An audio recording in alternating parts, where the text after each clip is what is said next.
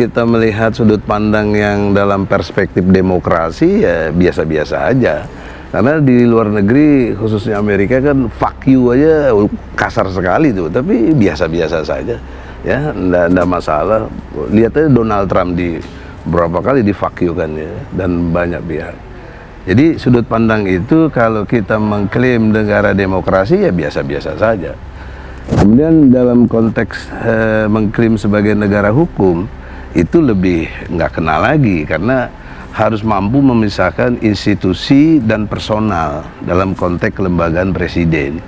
Ya, kalau tadi dibilang sudah tidak bisa ditoleransi, harus dimengerti kata toleransi itu lanjutan atau sebelumnya itu harus ada sistematikanya. Sebelum sistematika itu harus ada objektivitas. Nah, dari pendekatan objektivitas ini, apa yang disampaikan Rocky itu bentuknya kritik. Dia tidak menghina.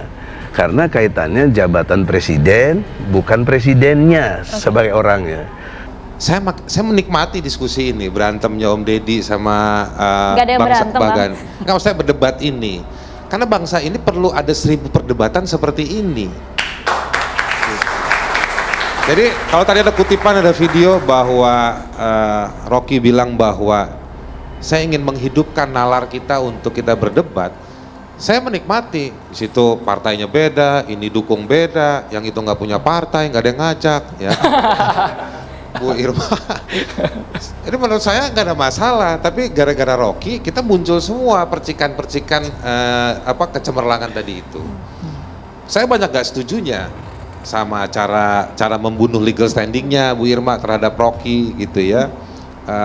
Soal tafsir pasal 14-15 yang saya lagi jadi korbannya, dan saya juga. Anda bukan 14-14, Anda kan 27 ayat 3. Saya kan terdakwanya. Saya terdakwanya. Kalau Anda kena pasal 14 ayat 1 ayat 2, saya bisa jadi saksi ahli itu karena nggak nanti kena. saya mau ngundang Anda. Bantuin Prof ya nanti Prof ya. Tolong bantuin. Saksi kalau pasal 27 ayat 3 iya. Enggak, artinya begini, saya menikmati ini semua, dan ini sebetulnya yang diharapkan Rocky. Bagaimana membantah bajingan tolol tadi itu dengan tadi Bu Irma menyebutkan 8 hasil. Saya juga baca pernyataan press conference-nya Bu Retno Menlu kemarin, saya baca juga. Dan saya yakin itu jadi semakin perlu dimunculkan karena dalam rangka untuk menetralisir diskusi soal bajingan tolol tadi itu. Oleh karena itu, kalau memang apa yang disampaikan oleh Pak Rocky itu tidak berdasarkan metodologi, rujukan, data yang lengkap, ya berpotensi. Kan begitu, permasalahan seperti itu. Tapi begini Mbak, melihat suatu pasal 15 itu adalah tidak berdiri hanya bohong. Bohong yang menimbulkan keonaran. Itu kualitatif. Jadi tidak bisa dipotong. Bohong yang memberikan kualitatif. Satu. Kedua, ini adalah delik material, bukan delik formil. Artinya bahwa dengan keonaran tersebut, dengan berita tersebut menimbulkan keonaran. Inilah yang saya kira juga harus hati-hati Barisskrim untuk melihat sejauh mana keonaran yang terjadi. Apakah itu keonaran yang seperti mengancam atau tidak.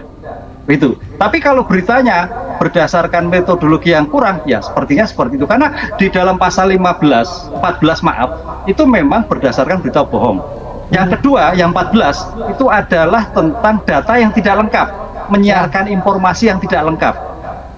Jadi berbeda, kalau memang betul Mbak Sri tadi, kalau pasal 15 itu ancaman 10 tahun, kalau pasal 14 10 tahun, pasal 15 itu hanya 2 tahun.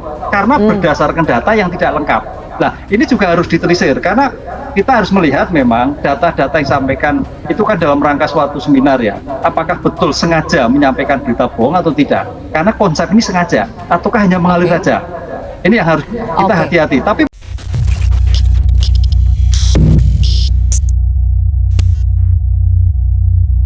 sosok tokoh masyarakat adat Dayak bernama Panglima Jilah kini menabuh genderang perang terhadap Rocky Gerung atas pernyataan miringnya soal Presiden Joko Widodo dan Ibu Kota Negara IKN baru yang berdiri di atas tanah Dayak. Kekinian, Panglima Jilah mengambil langkah tegas melaporkan Rocky Gerung ke Bareskrim Polri atas kritikannya. Bahkan, Panglima Jilah meminta untuk bertemu langsung dengan Kapolri dan Wakapolri untuk menuntut mereka segera usut Rocky Gerung. Panglima Jilah merupakan salah satu tokoh penting di masyarakat adat Dayak. Berikut profil Panglima Jilah yang dihimpun oleh Suara.com. Panglima Jilah juga dikenal dengan gelar Pangalangok Jilah. Biografinya menyebutkan bahwa ia memiliki nama baptis Agustinus. Pria yang badannya dihiasi dengan tato bernuansa tradisional Dayak ini lahir pada tanggal 19 Agustus tahun 1980 di Desa Sambora, Kecamatan Toho, Kabupaten Mempawah, Kalimantan Barat. Gelar Panglima yang ia emban merupakan wujud dari perannya sebagai pemimpin pasukan Merah Tariu Borneo Bangkule Rajak TBBR dari suku Dayak Kanayatan. Panglima Jilah dikenal sebagai sosok yang sangat peduli terhadap adat, terutama budaya serta permasalahan yang terjadi di tanah Kalimantan.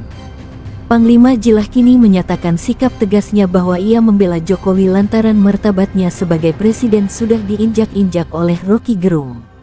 Agustinus dalam keterangannya kala melaporkan Roky menegaskan bahwa sang presiden itu adalah simbol negara.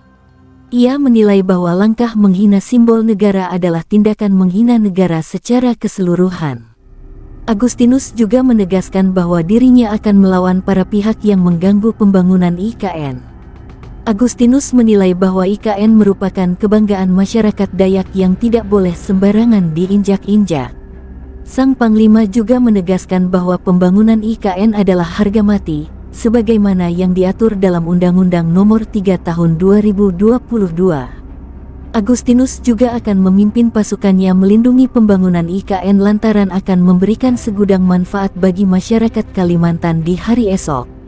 Lantas, bagaimana pernyataan Roky Gerung yang sampai bikin Panglima Jilah naik pitam? Diketahui bahwa Roky Gerung sempat mengkritik kebijakan Jokowi terkait pembangunan IKN. Roky juga tak segan-segan menggunakan sumpah serapah untuk mengkritik sang presiden. Kini Roky Gerung menerima segudang laporan, termasuk satu dari Panglima Jilah. Brigjen Pol Cuhandani Raharjopuro mengungkap pihaknya menerima 21 laporan terhadap Roky Gerung usai pernyataannya tersebut viral. Sekretaris Jenderal Majelis Adat Dayak Nasional MADN, Der Jacobus Kumis, MC, desak tangkap Roky Gerung. Kami dari perwakilan Dayak dari seluruh provinsi di Kalimantan, tidak akan pulang sebelum ada jaminan tangkap Roky Gerung, kata Jacobus Kumis, Senin, tanggal 7 Agustus tahun 2023. Tokoh Dayak tongkrongi Bareskrim Polri, tiap hari kami datang, pastikan kapan tangkap Roky Gerung.